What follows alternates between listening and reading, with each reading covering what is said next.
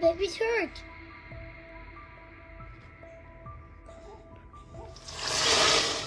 ਛੱਡਾਂਗੇ ਵੀ ਨਹੀਂ ਅੱਗੇ ਤੇ ਬਾਹਰ ਲੰਡਨ ਭੱਜ ਗਿਆ ਸੀ ਹੁਣ ਐਰਕਾ ਲੰਡਨ ਵੀ ਨਹੀਂ ਜਾਣ ਦੇਣਾ अल्लाह हाफिज You have a cough? अल्लाह हाफिज हाँ जी जी उठ गए आप अब आपने सोने नहीं देना मामा को। अस्सलाम वालेकुम everyone, welcome back to my YouTube channel. तो आज मॉर्निंग थोड़ी लेट हुई थी, छोटी की तबीयत ठीक नहीं थी, इसकी वजह से ना मॉर्निंग में मैं लेट उठी। तो लेट होते होते बेटे का सिर्फ सुबह सुबह ना मैंने लंच बॉक्स रेडी किया, हस्बैंड उसको छोड़ने के लिए मैं गई नहीं थी। तो यहाँ पे ना हस्बैंड का लंच बॉक्स रेडी कर रही हूँ। अंडा मैंने बॉयल करने के लिए रख ली थी। मैं ना एग मेयो सैंडविच बना रही हूँ मगर विदाउट मेयो। ये आपको बताती हूँ मैं इसमें क्या इंग्रेडिएंट्स डालने वाली हूँ। तो यहाँ जो ब्रेड है वो मैंने मिल्क ब्रेड ली है। नॉर्मली वो ब्राउन ब्रेड और मल्टीग्रेन ब्रेड खाते हैं, मगर ये बच्चों की पड़ी हुई थी तो मैंने सोचा इसी की बना देती हूँ। अगर आटा गूंदा ना तो मैं पराठा वगैरह बना के देने वाली थी उनको। तो अभी अंडे मेरे बॉयल हो गए थे, अब इसको ना मैं स्लाइस कर लूँगी। जब भी आप बाज़ार से या किसी कैफेटेरिया से या किसी बेकरी से मेयो एग सैंडविच लेते हो तो आप जब खाते हो ना तो उसमें आपको अंडे के जो पीसेस हैं ना वो फील होते हैं, मतलब कि वो थोड़े से मोटे रख के चॉप किए होते हैं। तो मैं उसी तरीके से चॉप कर रही हूँ। आप ग्रेड भी कर सकते, वो बिल्कुल पतले हो जाते हैं, उसकी वजह से ना वो इतना ज़्यादा सा क्रंची सा ना फ्लेवर नहीं आता। तो यही होता है इसका सीक्रेट, जो अगर आपने बेकरी वाले मेयो सैंडविच बनाने हो तो मेरे अंडे जो है ना चॉप हो चुके हैं। उसको थोड़ा सा मज़ीद क्रंची करने के लिए ना मैं उसमें ना एडिशनल वेजिटेबल्स के तौर पे ना कुकम्बर डाल रही हूँ। उसको भी सेम साइज़ में स्लाइस किया था। अब मैं इसमें क्रीम डाल रही हूँ। जी, मेरे हस्बैंड ना मेयो नहीं खाते हैं क्योंकि इसमें बहुत ज़्यादा नमक होता है। जितने भी डाइट कॉन्शियस पीपल होते हैं वो ज़्यादातर मेयोनीज़ खाते नहीं हैं। तो इसमें मैं क्रीम ले रही हूँ, अच्छी है, फ़ैट भी है और इसके फुल फिलिंग भी बहुत है मॉर्निंग ब्रेकफास्ट में ना, और लंच बॉक्स के लिए भी ज़बरदस्त है। मैंने इसमें सॉल्ट डाला है, ब्लैक पेपर ऐड की है और इसको मिक्स किया था। मुझे चम्मच से मिक्स करना मुश्किल लग रहा है, फिर मैंने स्पैचुला ले लिया और अब ना मैं इसको ब्रेड पे लगाऊंगी। इसको जब भी ब्रेड पे लगाएं या स्प्रेड करें, इसको थोड़ा सा ना थिक करके लगाना होता है क्योंकि ब्रेड से ज़्यादा ना आपको इतना होना चाहिए कि ब्रेड से ज़्यादा आपको एग का फ्लेवर दे खाते टाइम। तो इतनी क्वांटिटी ना लगानी होती है, यही इसकी कैलकुलेशन होती है। तो ये मैंने 3 अंडे तैयार किए थे जो कि ना रेडी हो गए। अब इस पॉइंट पे आपके पास अगर ग्रिलर है तो ग्रिल कर लें। मेरे पास ग्रिलर नहीं था, मगर ये बिल्कुल सादा ही अच्छा लगता है विदाउट ग्रिल किए हुए। तो मैंने फिर इसको ना फटाफट एलुमिनियम जो मेरे पास फॉयल पड़े थे उसमें ना इसको ना रैप किया। अगर मेरे पास बटर पेपर होता तो मैं आपको ना बिल्कुल अच्छी सी प्रोफेशनल सी रैपिंग बताती, मगर इस वक्त ना मुझे बहुत जल्दी थी। कितना फ्लेवरफुल लग रहा है और कुकम्बर ना स्किप नहीं करना, बहुत अच्छा ना उसका टेस्ट आया था।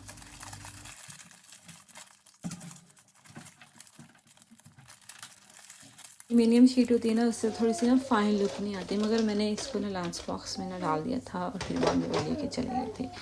एक मैंने अपने लिए बनाया था क्योंकि जब आप सुबह सुबह उठते हो ना, मोस्टली ब्रेस्ट फीडिंग मदर जो है ना फर्स्ट मील उनको जल्दी से भूख लग जाती है।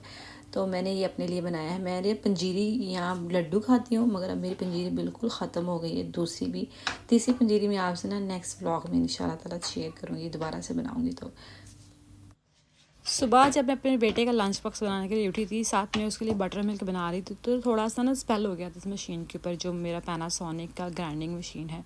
तो अब मैं इसको क्लीन करूँगी। जितनी भी किचन अप्लाइंसेस होती है ना, उनकी ड्यूरेबिलिटी के लिए ये बहुत ज़रूरी होता है कि आप उसकी ना क्लीनिंगनेस मेंटेन करो। तो मैं तो ऐसे करती हूँ, मंथली सारे अप्लाइंसेस को डीप क्लीन करती हूँ। मगर अगर इन बिटवीन कोई अप्लाइंसेस ऐसा हो तो यूज़ करते हुए गंदा हो जाए तो फिर वो दिन होता है कि चलो उसकी ना डीप क्लीनिंग का डे हो जाता है। 20 मिनट्स मैं स्पेंड करती हूँ अपनी क्लीनिंग के ऊपर ना, डेली घर के कामों के अलावा भी। तो यहाँ पर मैं जब क्लीन कर रही थी तो सोचा कि सारी ही क्लीन कर लेती हूँ। ये तो मेरे सबसे ज़्यादा यूज़ होने वाली ना किचन अप्लाइंसेस हैं मेरे ना। जब अब तक के जितने भी मैंने किचन अप्लाइंसेस ख़रीदे हैं उन सब से ज़्यादा लॉन्ग लास्टिंग ना ये वाली है, और ये मुझे इसलिए ना बहुत ज़्यादा अजीज़, क्योंकि ये किचन अप्लाइंसेस ना डेली रूटीन बहुत आसान बनाती है। स्पेशली मेरे जैसी मदर जो हैं जिनके 3 बच्चे हों, विद न्यू बॉर्न बेबी, बहुत सारे काम करने हों, उनके लिए ना इन किचन अप्लाइंसेस से ज़िंदगी बड़ी आसान होती है। जैसे रोटी मेकर हो जाता है, उससे आटा गूंद सकते हैं। अभी मैं रोटी मेकर्स की ना कुछ ऑप्शंस वगैरह देखूँगी। तो इन सब चीज़ों की ना ज़्यादा ख़रीदने से ज़्यादा ना इनकी ड्यूरेबिलिटी के लिए ना मेंटेनेंस बहुत ज़रूरी है। तो इसको मेंटेन करना, क्लीन करना, फिर बाद में जो इनकी इंस्ट्रक्शन लिखी होती है हमेशा पढ़ा करें और इंस्ट्रक्शन के अकॉर्डिंगली ऑपरेट किया करें। क्योंकि जब मैंने नई ख़रीदी थी ना तो मेरी ना एक स्टक हो गई थी पहले 1 मंथ में ना, तो मैं सर्विस सेंटर इसको लेके गई, फिर उन्होंने मुझे बताया कि जो नीचे इसके बॉटम में एक बटन होता है ना, उसको प्रेस करने से जब भी ये स्टॉक हो ना तो ये चल पड़ती है। तो मुझे बहुत ही लंबा चक्कर पड़ा। उसके बाद ना मैंने हमेशा जब भी कुछ ख़रीदा इसका मैनुअल ज़रूर पढ़ा है। उसकी इंस्ट्रक्शन पढ़ने के बाद ना फिर मुझे ये भी पता चला कि इसके जो जग होते हैं उसमें जब भी कोई कड़ी वगैरह या पेस्ट बनाए तो उसमें वाटर डाल के ना उसको दोबारा से ब्लेंड किया जाता ताकि ना वो लंबे अरसे तक चल सके। तो अब तो ये मेरी क्लीन हो गई है। अब मैं इसको रखती हूँ अपने ड्रॉ में। तो आपको दिखाती हूँ कि मेरे दूसरे अप्लाइंसेस मेरे पास कौन कौन से हैं, मगर ये जो है ना ये मेरे किचन अप्लाइंसेस में सबसे ज़्यादा नंबर 1 है। ये सारी जूसर ब्लेंडर ये है मैं बहुत कम यूज़ करती हूँ, सबसे ज़्यादा मैं इसी को यूज़ करती हूँ।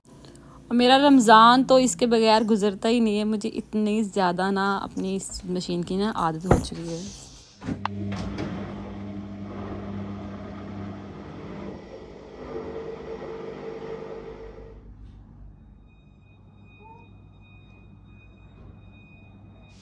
कपड़े वगैरह मैंने धो के ना बालकनी में ड्राई होने के लिए डाल दिए थे और मैं किचन में आ गई थी अपनी बेटी के लिए पराठा बनाने के लिए।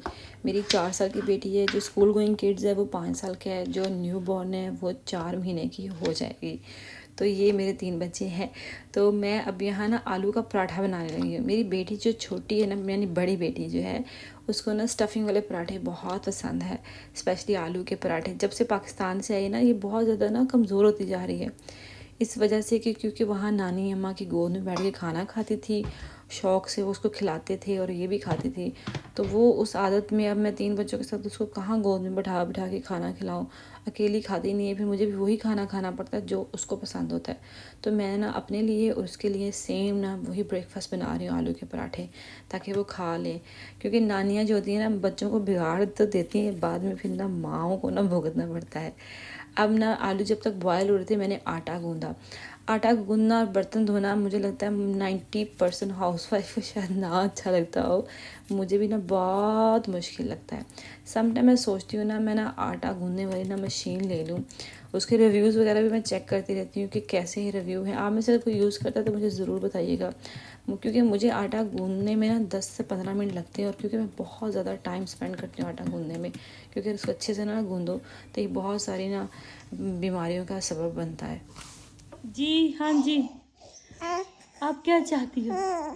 मामा आपको पकड़ी रखे हैं 24 घंटे, मामा आपको पकड़े। आप क्या चाहती? आपको भूख लगी, आपको के लिए पराठा बनाना है मैंने। You want milk? No she don't want milk. आपको के लिए पराठा बनाना बेटा, बना लूं? ओए आपो आपो आपो आपो पीछे पीछे पीछे पीछे। चलो ठीक, बना लूं पराठा? इजाज़त है? इजाज़त है हमको? ओके आई एम कमिंग, चलो लेट्स गो। छोटी मेरी की तबीयत नहीं ठीक, उसको ना ठंड लग गई है। हम लोगों ने जो पिकनिक की थोड़ी देर तक हम रुके रहे थे उसकी वजह से। वैसे भी जो न्यू बॉर्न बेबी ना फर्स्ट 6 मंथ में उनको ना इस तरह से ना माहौल के साथ एडजस्ट करने में ना थोड़ा टाइम लगता है। और वैसे उनकी ठंड लगना, बीमार होना ना it's good for their immune system. तो आगे जाके मैं बताती हूँ कि ठंड का क्या इलाज करती हूँ मैं। तो यहाँ मैंने आलू जो थे मैश कर लिए थे, फिर मैंने ज़ीरा पाउडर, धनिया पाउडर, टर्मेरिक और सॉल्ट टू टेस्ट और ना चिली पाउडर डाल दिया था। फिर मुझे याद आया कि चलो इसमें थोड़े से ना अनियन भी चॉप करके डाल देती। थोड़ा सा धनिया पड़ा था वो भी फिर मैंने ना ऐड कर दिया था। आलू के पराठे ना मैं थोड़े से ना आज डिफरेंट तरीके से ट्राई कर रही हूँ, तो आपके साथ शेयर करती हूँ किस तरह, जिस तरह से कचौरी के पेड़ा नहीं लेते हैं हम लोग तो कचौड़ी वाली फिलिंग करते हैं, वैसे आलू की पराठे की आज ना फिलिंग कर लूँगी। फिर उसको ना पराठे की तरह बेलूँगी। तो मैंने इसको एक्सपेंड कर लिया था आटे को हाथ में। फिर बाद में ऑलमोस्ट मैंने यहाँ पर ना 3 टेबलस्पून तक भर कर ना मैंने ये ना जो मेरी स्टफिंग थी जो मैंने तैयार की थी उसको या फिर बाद में ऊपर से मैंने इस तरह से क्लोज़ किया था। अच्छा, ये मैं फ़र्स्ट टाइम ट्राई कर रही थी, मगर यकीन करें इसका रिव्यू बहुत ज़बरदस्त है। यानी कि इसकी ना इससे स्टफिंग बहुत ज़बरदस्त तरीके से ना चारों तरफ से ना हर इवनली डिस्ट्रीब्यूट होती है पराठे में। तो अब यहाँ पर मैं पराठा ना बेल रही थी। अच्छा, बेलते वक्त भी मुझे कुछ नहीं महसूस हुई। मैंने ताज़ा गूंदा हुआ आटा था, फ्रिज में पड़ा हुआ आटा नहीं था। अक्सर होता है ना फ्रिज में पड़ा हुआ जो आटा होता है उसका पराठा बहुत अच्छा बनता है। मैंने ज़रा सेमी सॉफ्ट डो तैयार की थी, उसकी वजह से ना जब मैंने इसको बेला था ना तो जो मेरी पराठा था ना वो इतना फटा नहीं था। एक अनियन रह गया था पराठे के नीचे, अगर मैं टाइम से देख के उसको रिमूव कर लेती ना तो वो उसकी वजह से ना थोड़ा सा जो मेरे पराठे में सुराख आ गया था ना वो नहीं आना था। तो पराठा ना मेरा अब रेडी हो रहा है। इसको दोनों साइडों पे ना मैंने ऑयल लगाया था और फिर बाद में इसको ना सेक लिया था। ये मेरा दूसरा पराठा है। ये भी मैंने ना उसी तरीके से ना इसकी फिलिंग की थी और उसी तरीके से ना इसको बेला था और इस तरह से मैंने बनाया था। देखिए कितनी अच्छी से ना इवनली डिस्ट्रीब्यूट। नॉर्मली हम ना 2 पेड़े लेके उसके दरमियान में स्टफिंग करके पराठा बनाते हैं। मैंने कहा चलो आज इतना देखा मैंने इंटरनेट में तो मैं भी ट्राई करती हूँ और मेरा एक्सपेरिमेंट बड़ा ही सक्सेसफुल हुआ। देखिए कितनी प्यारी कितनी ज़बरदस्त स्टफिंग लग रही है और ये पराठे की लुक भी ना डिफरेंट ही आई थी। यहाँ पर ना मैं कुछ सब्सक्राइबर का बहुत बहुत शुक्रिया अदा करना चाहती हूँ जिन्होंने कमेंट्स में मुझे दुआएं लिखी। मुझे बहुत खुशी हुई।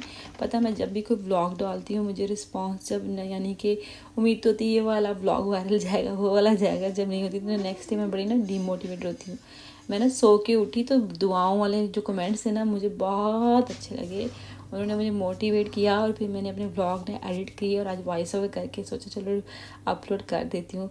यानी कि अच्छे लोग भी कमेंट्स करते हैं। ये देखिए कितनी अच्छी स्टफिंग लग रही है और ये इवनली ना डिस्ट्रीब्यूट हुई थी। तो मेरी तरफ से ये ना एक्सपेरिमेंट ओके है, बट जो डो है ना वो सेमी सॉफ्ट होनी चाहिए।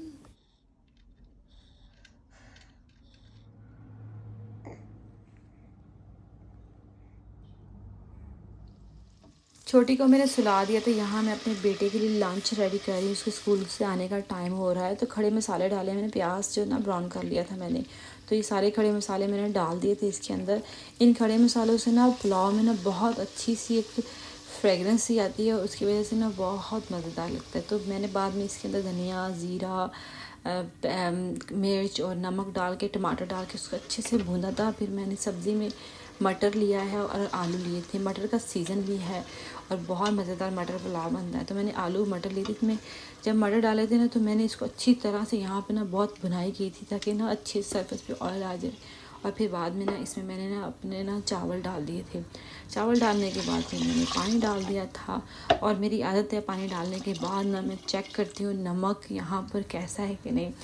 फिर नमक चेक करने के बाद जितना भी कम था वो मैंने सॉल्ट इसमें ऐड किया और फिर बाद में मैंने इसको कवर कर दिया था। मेरे हस्बैंड भी स्कूल से वापस आ चुके थे। वो बेटी मेरी को दूध पिला रही थी। थोड़ी देर के लिए मैंने उसको पकड़ा दिया था क्योंकि इसने मुझे आज सारा दिन बहुत तंग किया था क्योंकि ये बीमार थी। बच्चे जब बीमार होते हैं तो बहुत तंग करते हैं, उनको बार बार उठाना पड़ता है। तो पुलाव रेडी था। जो गरम मसाले थे ना उसकी बहुत अच्छी खुशबू पूरे घर में आ रही थी और ये बहुत ही ना जायकेदार पुलाव बना था। तो जब भी मेरी छोटी को या पहले बच्चे को ठंड लगती थी ना तो तब से मैं ये इसी तरह से ऑयल गर्म करके उसमें गार्लिक डालती हूँ। फिर बाद में अजवाइन, पिंच ऑफ अजवाइन, बहुत कम होती है बिल्कुल, देखिए बहुत कम अजवाइन डाली।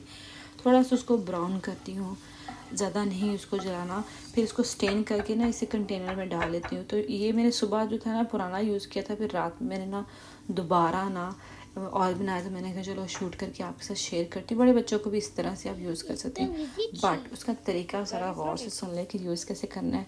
अपनी हथेली पे अच्छे से मसाज करनी है, उसके बाद फिर उसकी चेस्ट पे लगानी है, फ्रंट साइड पे, फिर उसके बाद उसके बैक साइड पे कमर पे लगानी है। असल में कैमरा की वजह पकड़ने की वजह से ना सही तरह से आया नहीं। फिर इसको पाँव पे लगानी है, हाथों की हथेलियों पे भी लगाना है और अच्छे तरीके से किसी पुराने मतलब कि ब्लैंकेट में इसको कवर करना है क्योंकि इसकी जो खुशबू है ना ब्लैंकेट में रहती है 2-3 वॉश तक।